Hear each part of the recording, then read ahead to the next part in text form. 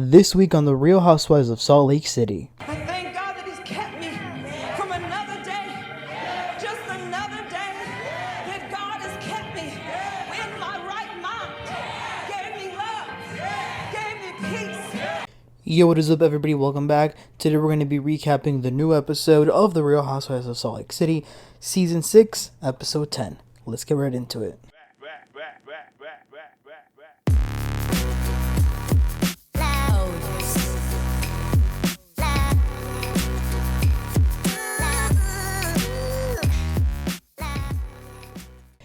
You guys, this was a good episode. It was very personal storyline filled, which I definitely can appreciate. As opposed to having drama within the ladies every single episode. It was one of these episodes that's like really good as far as just personal stories. So let's get right into it. The episode starts off at Whitney's house. She wanted to make Britney feel better after all the drama that went down. She wants to cheer her up. So she's hosting a potluck for Britney. So Heather came in with mac and cheese and trays of food. Angie came with some Greek rice. Mary got there. Angie had an idea of having everybody fix their hair all kind of crazy to sort of have like quote unquote high body count hair, just as a nice little touch for Britney. But this really was a surprise. Britney didn't know this was going to be happening, so she was the last one to arrive, and as she's arriving, all the women hid behind the counter.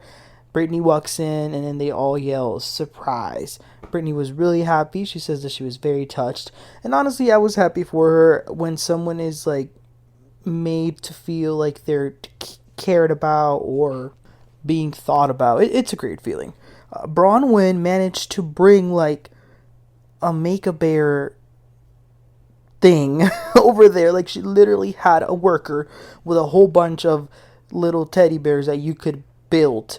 And that was kind of cool. She wanted to like make up for the unicorn that she threw into the ocean, which I still think was really whack, by the way. But it was kind of cool that she was able to bring them. And they literally built them. And they were even able to add a recording. And each of the women actually created one with their own recording for Britney. A nice little message for her. Even Mary did one, but hers didn't have a recording. It was blank. Now, the fact that she's here is a lot because we didn't get to see this, but when they were at the yacht, Mary and Britney actually got into it. They didn't show it. They showed a brief flashback, but again, she's here because she still does feel bad for what Meredith allegedly did to Britney at that plane. Which, speaking of Meredith, Whitney says that it's going to be really hard for her to move past what Meredith did. Bronwyn and Mary both say that they've spoken to Meredith since then and that Meredith has pretty much denied doing anything. And Whitney's like, wow, I mean, it's one thing for her to have done what she did, but to deny it, that's a whole other level. Heather says, well, Lisa is effing crazy. She too denied everything. She was rewriting history and forcing me to believe her version of what happened. They're both wrong. And, we have a lot of history, and I don't want to like not move forward, but how can we move past this if they won't even acknowledge what they did and try and make amends with Britney? And even Mary agrees with that. So Heather thinks that maybe they should all as a group come together and say to Lisa and Meredith, like, this is what actually happened and y'all gotta acknowledge it. Whitney then says, switching topics a little bit, she says to Bronwyn, can I bring something up? I see that you're not wearing your wedding ring. So then Bronwyn tells all of them what she had told Whitney at the lunch in last episode, how Todd was caught on the plane with talking to another woman and while they were on the trip, and how she threw him out of the house after that. So she still hasn't spoken to him. It's been a few days now. She wants some time. She says that the worst part for her is the secrecy and the humiliation behind it. And she says that things have to change. And then she again says that if she and Todd were to make some sort of arrangement, she would be open to having one. So that's that. Moving on, we see a scene with Mary and her son going to her church. The church was remodeled. Now, I will say, I think it was during BravoCon weekend, I think the news came out that her son was arrested again That is crazy. That is a mess. But anyway, the church has been renovated. It still looked kind of similar to how I remember it from season one. I'm sure there must have been changes, but it still looked pretty much the same. So her and her son are there taking a look at it, and then they talk about his spirituality, and as he's trying to get on a good journey, how he needs his higher power, and she's telling him that with God nothing is ever impossible, which is very true. I 100% believe in that as well. And yeah, the church is going to open soon, and she wants to invite the ladies to the opening. So then moving on to John and Lisa, both who I met, by the way. I will tell you guys about that in a second. So they went to this like cafe. They talk about the kids, the boys. All of a sudden, Lisa says to him, "You irritated me so much in the car the other day." And he's like, "What day?" And she says, "When I was trying to tell Henry my thoughts." And then he says, "Were you telling him your thoughts, or were you telling him how to think?" And Lisa says, "No, well, I was trying to give him some advice, and you were correcting me on how I was supposed to give him the advice." Which I kind of see Lisa's side on this. Like, I can see how that's probably frustrating as a mom, her trying to give in advice to her kid, and John being like, "Oh, don't say it like that." And she even makes the point, because then that leaves room for John to be like, John saying to her, "Don't say it like that." Obviously, the son is then going to latch onto that and be like, "Yeah, don't say it like that, mom." So it's like, it just creates a bad scenario. So I understand her, what she meant to say. But Lisa feels unheard by her husband. She says that she's a great listener, and then John chuckles. And she's like, "Don't do that, John. I'm a great listener." And then he's like, "Are you serious?" And then he grabs his phone and pretends to scroll. He's like, What? He's like mimicking her, how Lisa acts. But she says that years ago, they were always on the same page. He didn't even have to finish a sentence for her to even like, she understood him. Like, she knew what he thought, everything. He says, "Well, I feel like you want me to be on your page. If we're not on the same page, it's because I'm not on your page." Damn. She says, "I hate that you always put it on me." And then he's trying to talk, trying to communicate his feelings. She interrupts him a bit, and he's like, "Let me finish. Like, you always interrupt me." And he also brings up how most of their conversations are about business, and sometimes it feels like there's nothing else to talk about.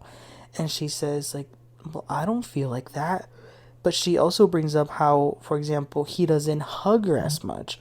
So they both feel like there is something lacking. And that was a pretty interesting scene. I think this is normal, though, I will say. They've been married for so long. Their kids are practically grown. I think it's definitely an issue, and I'm glad that they're talking about it and they're both able to communicate what it is that they are not getting from one another. But I think this is something they can 100% work on and move on from. All right, then let's move on to another couple, Britney and Jared. Oh, wait, before that, actually, no, I'll tell y'all towards the end of when I met Lisa. So Britney and Jared Osman, I met them too, by the way. Well, no, I didn't meet them, but I saw them at BravoCon. Y'all, Jared was booed by the entire audience. It was it was really funny. So anyway, in this scene, they meet at a park, and they see each other. They hug. They just hold on to each other. Britney is happy to see him and wants to talk to him so she can feel better about the whole plane drama. But Jared sort of has an issue because he went over to Justin's house the other day and heard that Britney was flirting with all these men on the boat. I was thinking, damn, Justin is a snitch. Anyway, Britney's like, "Well, we were on a break, and I just went through such a traumatic experience, and it seems like you don't even care." And he's like, No, I'm sorry. Like, I do care. It's just, it's been 2 years. And then she's like, "Yeah, 2 years, that I get it. You just can't commit to me." And he says, "Well, I need to commit to somebody who's stable. You run away all the time." He then says to her, "How's your 30-day fast for me going, by the way?" She then says, "Give me my jacket." And she's like, "I will take my 30-day break." And then she walks away through all the rocks. And then she's screaming from the top. And she's like, "This is exactly why I break up with you." But then he goes up to get her. And she's crying. And she's like, "I just want to feel safe. I want to know what we are doing. What would you like me to do?" And he's like, "I would like to figure this out." And she says, "Do you want to be my boyfriend or not?" He doesn't answer, so then she's like, well, no answer is an answer. And then he's like, I just want you to be stable. This pairing is crazy. She is a crazy, delusional person, and he is a dick. It's a horrible match. I can't. And by the way, I like Britney on TV. Don't get me wrong. I think she is entertaining, but I will say keep her as a friend because these little scenes are more than enough. Could you imagine if she was full time and we had to see scenes like these almost every? No, leave her as a friend, bare minimum. Anyway, then we see another scene with another couple, Bronwyn and Todd. I was starting to warm up to Todd. I can't stand him anymore. Again, he's just such a grumpy old man. Like when the way he comes across the camera, he's just mad all the time and like so serious. Anyway, he had been texting Bronwyn that he wanted to come back home. So he's home, but Bronwyn needs to have a conversation. They're not just going to ignore what happened. So she says that she was very upset about what she saw on Twitter that he was doing on the plane. And she says that the bottom line is that in situations like these, it makes her feel like she's not good enough. Which, by the way, being a 40-year-old, smart, pretty woman, feeling like you're not good enough for a grumpy grandpa is insane to be feeling like that for him. Like, I can't even believe it. So she says to him, I love you. I'm open to do whatever will make you happy. If you want to have an arrangement or be open, like, I would consider it. Like, I would evolve with you. He then says, well, we've been together for 11 years. We've had our ups and downs, but we've always been able to talk through it. This time we just weren't able to. I was wrong, but I am very happy with you and with our relationship. And she's like, well, yes, I just wanted you to know that there would be no shame in figuring out what works. And I was like, okay, Bronwyn, you've brought this up a little bit too much now. It sounds like she's the one that wants to have the arrangement real bad more than he does. She tells him that she talked to Whitney about this situation. This doesn't make him happy, obviously. He doesn't like this group of women. But Bronwyn's telling him, I was upset. I needed to have a conversation with a friend about this. He says, well, we talked about it. We resolved it, and we can now move forward. Very dry. Okay, so it is the day of Mary's church opening. They still got that big painting of her grandma in the entrance with what they claim Jesus looked like. It's not what he looked like, by the way. Anyway, Mary is nervous. She actually was leaving the house with Robert Jr., but he was high. So she decided not to take him, obviously.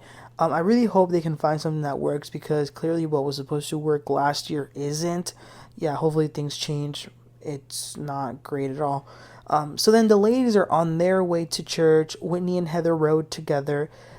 Bronwyn is there. It was a little bit awkward because she was the first one there and she literally knew nobody. But then Angie got there and Angie knew everybody. So the four of them are here and they're trying to figure out if Meredith and Lisa are going to attend. And as they're about to enter in, Lisa and Meredith are coming down their cars and they're making their way to church. Meredith came in with a boot on her foot and Heather's like, do you need that because you were kicking Britney too hard? But anyway, they make it into the church. The music begins, the worship. It's a Pentecostal church. I grew up in a Pentecostal church. This last scene, I don't know, it felt like it was a sense of familiarity, but like low-key PTSD too. It's too much. But Mary starts preaching. Definitely a very different Mary when she gets on the pulpit and starts preaching. She's very emotional. Somewhere along the sermon, she is in tears, talking about her mom's recent death and how she wasn't invited to the funeral, but like how she prayed about it a lot and like she mentioned the soul and what happens after death.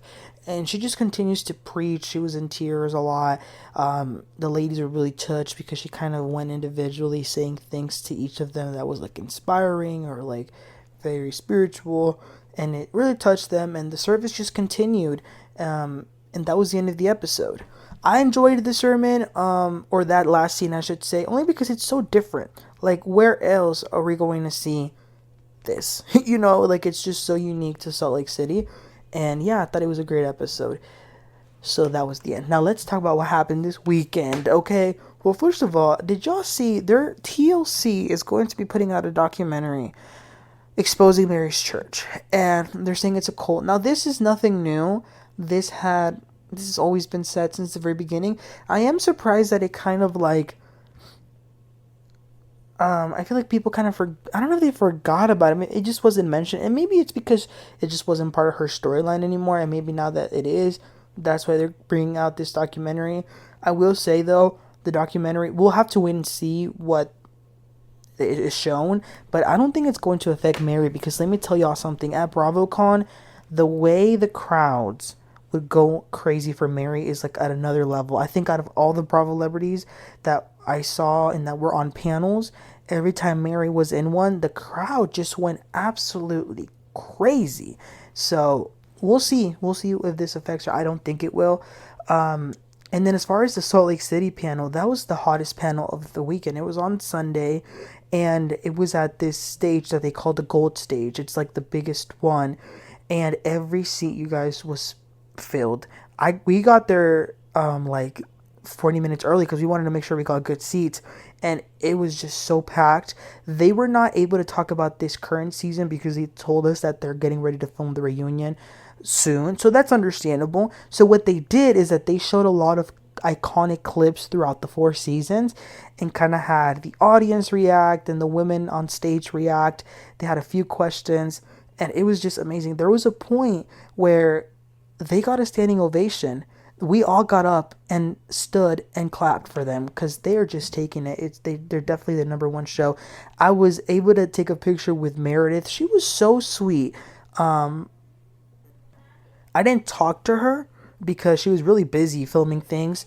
Because a lot of the Bravo celebrities had to film things for some of the brands that were sponsoring the event. But she was kind enough to take a picture. She actually tripped as she was taking a picture on her way to take a picture with me, but still took it. Seth was there. He was also pretty nice. Didn't talk to him at all or anything. Now I did meet Angie K. I was able to have a conversation with her, and she is just so sweet, you guys. She was one of the few people that actually like acknowledged every single person she was meeting and like made you feel seen and heard and just acknowledged. And I talked to her about something personal, and she was just so sweet. I took a picture with her. Amazing. Lisa Barlow was surprisingly very nice. I never thought she was going to be rude, but she's really like into herself, but she was enjoying the fans a lot and their love, and she would just every time a fan would go up to her, she would just start saying her own quotes, which was kind of funny. And she acknowledged, like she called me by my name. She took a picture with me, even though she was on her way out. She was there with a Frosties promotional pop-up, which, by the way, they were giving out free Frosties the entire weekend. I definitely got one of those on Sunday. And then I also took a picture with Whitney. Now, it wasn't a bad interaction, but maybe because she's not one of my favorites, so it didn't, I hate to say this, but it didn't mean that much. But that's not to say that she was incredibly nice and sweet and was asking people like, what's your name, and things like that, and complimenting their outfits. Her voice was pretty gone, but I took a picture with her. And then I saw Heather. I didn't get to meet her, but as she was filming something, she looks good too, not gonna lie, she looked really good. And yeah, so that was it for Salt Lake City. I have other stories from Orange County, but I'll kind of save those for my Orange County recap, because I was able to meet the OG of the OC, Katie, and I'll talk about that later. But BravoCon was definitely fun. Salt Lake City was like the center of the freaking event, and yeah. So I'm looking forward to the remaining episodes of the season. Let me know what your thoughts were about this episode, about Mary's Church, about Bronwyn and Todd, all of it. Alright, you guys, I hope y'all have a great one. Please don't forget to like and subscribe. I'll catch y'all next time.